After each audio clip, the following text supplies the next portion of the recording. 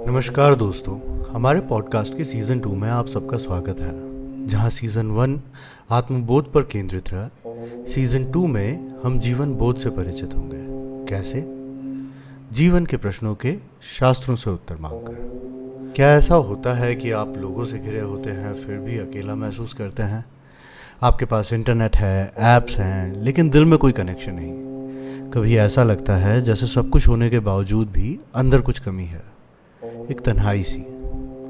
ये अकेलापन आज के युग की एक सबसे गहरी व्यथा है।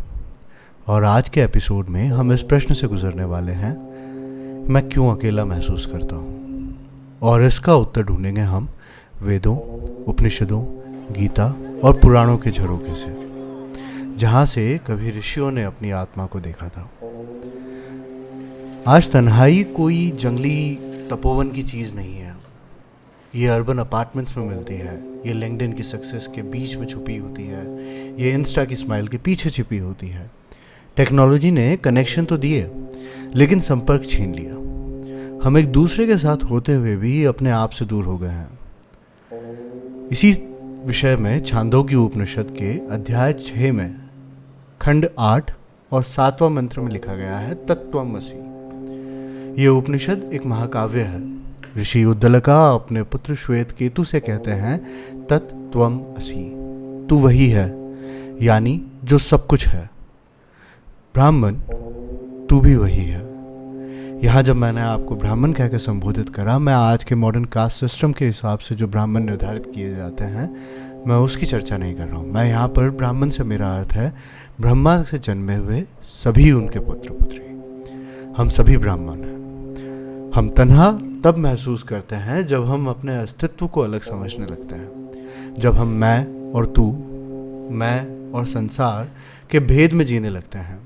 पर उपनिषद कहते हैं तू अलग नहीं है, तू उसी ब्रह्मा का रूप है, तत्त्वमसि। इसी प्रकार भगवत गीता के अध्याय 6 में श्लोक 30 और 31 में भी वर्णित है। हम शुरुआत करते हैं 30वें श्लोक से।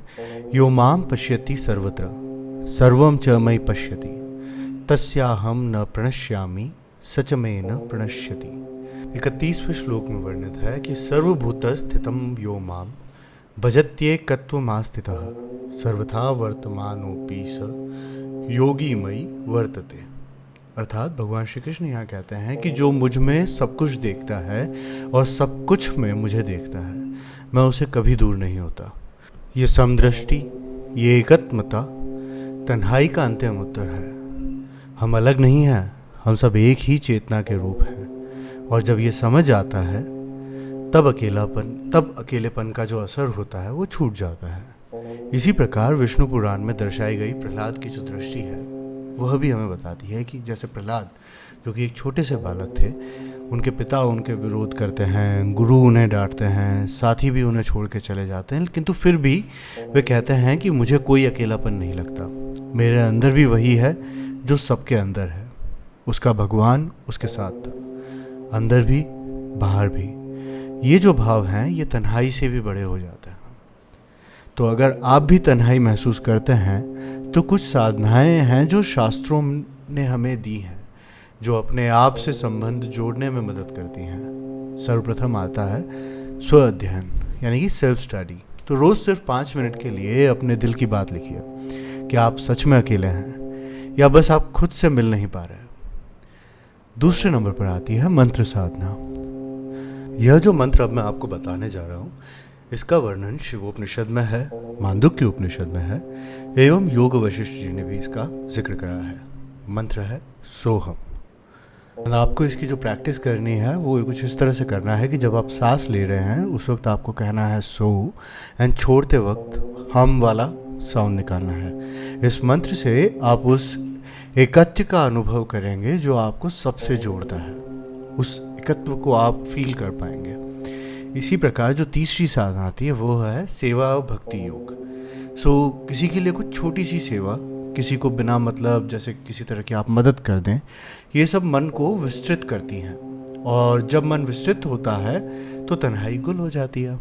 फिर हमारी आती है चौथी साधना, जो कि है अंतिम बोध, यानी कि अकेलेपन की जो कि माया है। सो यहाँ पर अकेलापन जैसे सब कुछ नहीं है, ये माया का एक झांसा है। जब आप उस ब्रह्मा के रूप में स्वयं को देखते हैं तब आप हर जीव के रूप में स्वयं को महसूस करते हैं, और वहाँ तन्हाई का कोई अर्थ ही नहीं बचता।